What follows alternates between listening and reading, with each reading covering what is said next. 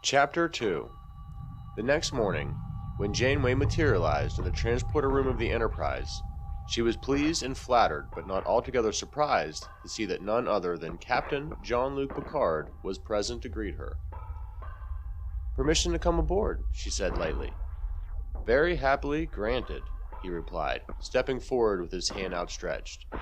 Janeway grasped it and swiftly covered it with her other hand. "Catherine," he said heartily, his hazel warm eyes with affection. "My God, it's good to see you. I could scarcely believe it when I saw Voyager soaring towards us out of that cloud of debris." He said, "We have been ready to fight the Borg, not welcome home a lost traveler." "What can I say?" she quipped. "I like to make an entrance." "Now that you certainly did," said Picard. He extended an arm, indicating that she should precede him. "We had hoped that you'd make it home one of these days. We just never imagined it would be quite so soon." He smiled as they walked down the corridor to the turbo lift. This whole meeting with Picard had a resonance that he could not possibly understand. Perhaps one day she'd tell him about the fun that Q had had with the two of them. "I understand Reginald Barclay served with you before being assigned to Project Voyager," she said. "I must congratulate you. We'd still be quite a long way away if not for his diligence." "Hard to believe that he used to be our problem child, isn't it?" Picard replied. "Yes, he's done us all proud. We've got a few moments before the Inquisition begins. Would you care to join me in my ready room for a cup of coffee?" She was pleased that he remembered her fondness for the beverage. She was about to accept when she thought about someone else who had a great deal to do with the fact that Voyager had made it home safely. That someone had given her life for all of them, and at the very least, she deserved a toast with her favorite beverage. "Do you know," Janeway said, "I think I'd like to share a pot of Earl Grey with you instead. I have a hunch that I'm going to learn to like tea." The debriefing began at 1300 hours. Picard, Captain Ricks, Andy Sato, and Admiral Paris, Brackett, Montgomery, and Armorman were present. Janeway was reminded of having to give her orals back at the Academy. Thanks to Barclay, Voyager had been able to transmit the ship's logs covering several years, so Starfleet had already accessed much of what her crew had learned in the Delta Quadrant. If it had not been for that, Janeway imagined her debriefing alone would have taken days. As it was, there was only a few perfunctory questions, and when Janeway tried to elaborate, Montgomery, the admiral in charge, cut her off curtly each time. Admiral Kenneth Montgomery had a long, lean face, tanned and weathered from what looked like years in the sun, and piercing gray eyes. With his thick, fair hair and muscular build, he could have been strikingly handsome, but there was an ickiness about him that discouraged anything but the most professional, to-the-point interaction. She knew him by reputation only. He had been one of the key players in the war that had just recently ended. Janeway could easily see him in that role, and was grateful that Starfleet had had him. What did men do like that when there was peace? More attention was given to Voyager's interaction with the Borg. Even there, the questions were pacific, and Janeway was none too gently urged to reply with equal pacificity.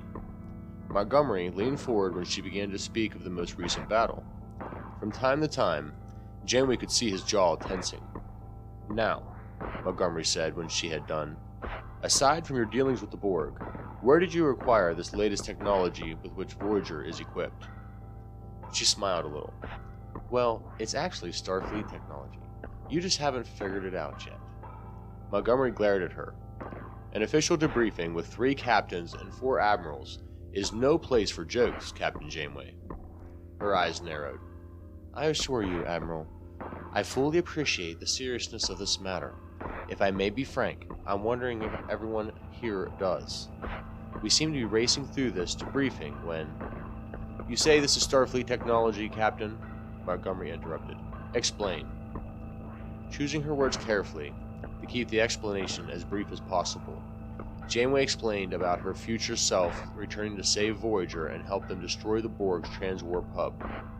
Montgomery's icy eyes flashed as she spoke, and his jaw tightened, but he did not interrupt. Janeway finished. There was a long, cold pause. Finally, Montgomery said in a flat voice, Do you have any idea how many general orders you violated, Captain? Ken, said Paris gently, first of all, she didn't do it. A 26-year-older version of her did. And besides, you've got to admit there are extenuating circumstances. The Admiral's words were diverted in a calm and mild fashion, but his face was hard.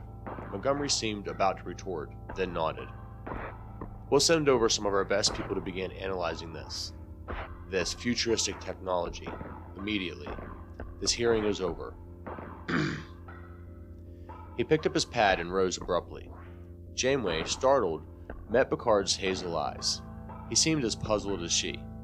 Without any further interaction, Admiral Montgomery strode out and was followed by several others. Picard and Paris remained as Janeway gathered her notes.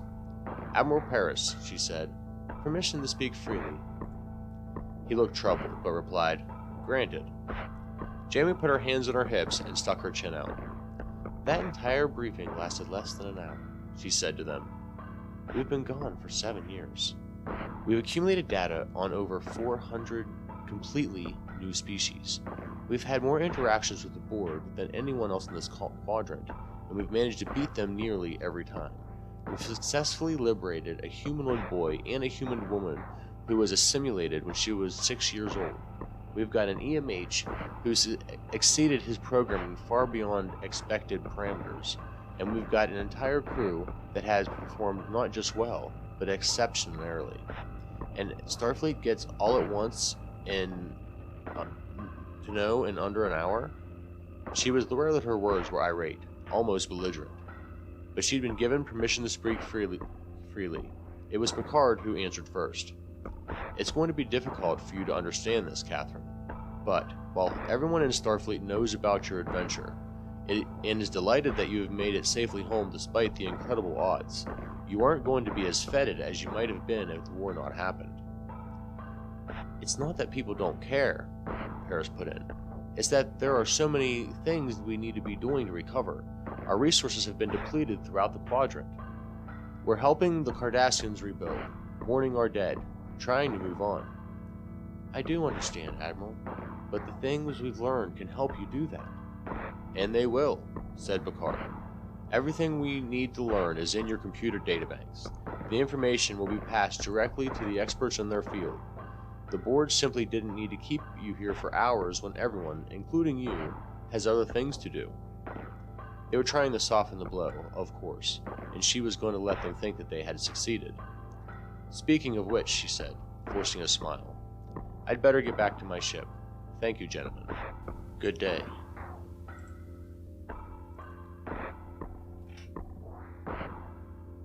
In about half an hour, Voyager was going to be crawling with Starfleet personnel whose job it was to learn everything about all the modifications that had been made on the ship in the last 7 years.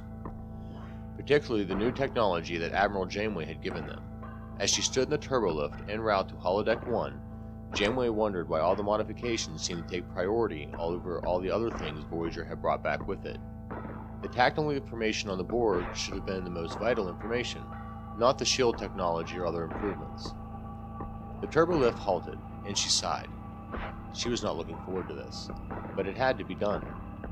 One of the things that Starfleet engineers would analyze would be all the holodeck simulations. Janeway had told her crew that anything they regarded as personal could and should be deleted. The doors of the holodeck hissed open, and she entered. Laughing and music reached her ears, and she smiled despite herself. "Katie, darling," cried Michael Sullivan, drying his hands with a dish towel. His handsome face was alight with affection. Before she knew it, he'd caught her around the waist, whirling her around twice, and planted a kiss on her mouth. "I've missed you." "I've missed you too, Michael." Gently, she disentangled herself from his strong arms. "I have sad news.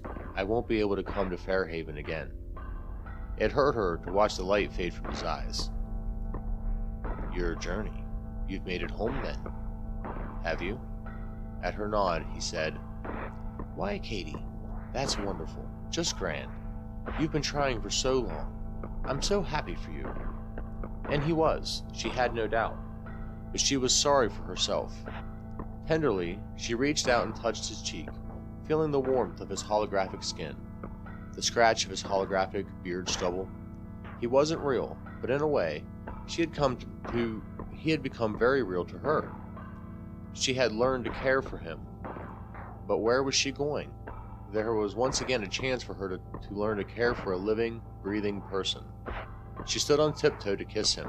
Sweetly, gently, she whispered, "Goodbye," then turned and left. She had instructed the computer not to accept any more adjustments to Michael Sullivan from her. It would be up to Tom Paris, the designer of the program, to save or delete the program as he chose. But as far as she was concerned, when the doors closed behind her, she had left Fairhaven and all it meant, laughter, freedom from responsibility, a simpler way of living, behind. And she was surprised at just how painful it was. The doctor looked up in surprise as 7 of 9 entered sickbay. She did not appear to be in a good mood. However, with 7, that was usually a given. "Implants acting up?" he asked. "Negative," she replied, then looked a bit discomforted. "I wish to inquire if you needed my assistance." "My sickbay rush has come and gone," he replied. "Actually, the only thing I'm doing right now is writing up my report for Starfleet." She inclined her blonde head. "In that case, I shall leave." 7 turned and strode toward the door. "7, wait a minute," he called after her. She halted. "What about you? I'm certain that you will have an extensive report as well, considering your unique position among the crew." Apparently that was the wrong thing to say. 7 all but glowered. "I completed my report, and I have also been debriefed." How was that? Poor child, he thought. They had probably racked her over the coals, grilled her on everything conceivable. "It was brief," she replied. The doctor considered letting her know that she'd come close to making a pun, then let it pass. "I'm surprised," he said. "Yes," she said archly, "as am I. Apparently, my unique position warranted no more than 45 minutes of Starfleet's time." She paused. "Ichab has received notification that he has been accepted in the Starfleet Academy." 7, that's wonderful! You must be very proud of him." "I am." "But you're going to miss him, aren't you?" She nodded. "I have not fully taken into account what returning to Earth really means. We will all be scattered. I had not anticipated that Ichab and I would be separated quite so soon." He wondered where Chakotay fit into all this, but said nothing. "And of course, Naomi Wildman will be returning to her home, to live with both father and mother. It is an appropriate end result." "But you've been very close to both of those children. You're expected what some people call empty nest syndrome. You've got nothing to do in astrometrics, and I know what fulfillment you get out of your work.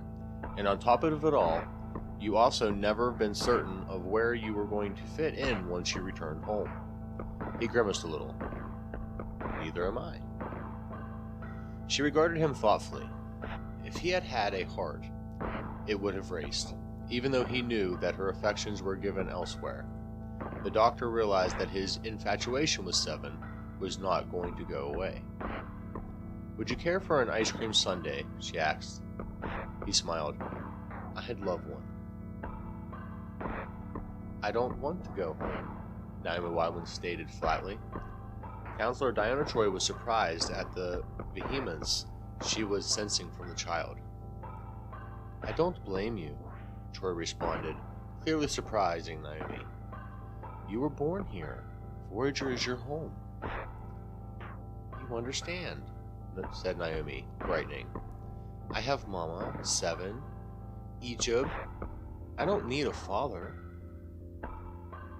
"But you might like to have one," Troy offered. Everyone expects me to be happy about meeting my father. I am not. I'm scared. Katarians are scary looking." "Your mother wasn't scared of him. She thought him a wonderful person, good enough to marry, and be the father of her child." Naomi made a face and looked down at her feet. Dangling a few inches off the floor, Dana waited patiently, but Naomi remained silent. "You know," Diana finally said, "we have a lot in common, only backwards." Curious, Naomi looked up. "My father was with me until I was 7 years old. You aren't going to get to meet your father until you're already 7. But you're luckier than I am, you see. My father died when I was your age. He never got to see me grow up, graduate from the academy, learn to be a counselor. There was much in my life that I wished he had been there for, but he wasn't." Naomi had stopped fidgeting. Her eyes were fixed on Troy's. "You've got all that time ahead with your daddy." "Haven't you got all the time ahead with your daddy? Hasn't he sent you letters about how anxious he is to meet you?" Naomi nodded. "He probably thinks he's the luckiest man in the universe. Not only is he getting his wife back, whom he loves very much, but he's getting a beautiful, smart daughter, too." A shy, soft smile curved Naomi's lips. "You don't have to love him right away. Love takes time, but don't you think you could try to like him?" Naomi thought. "I suppose," she said. "I just wish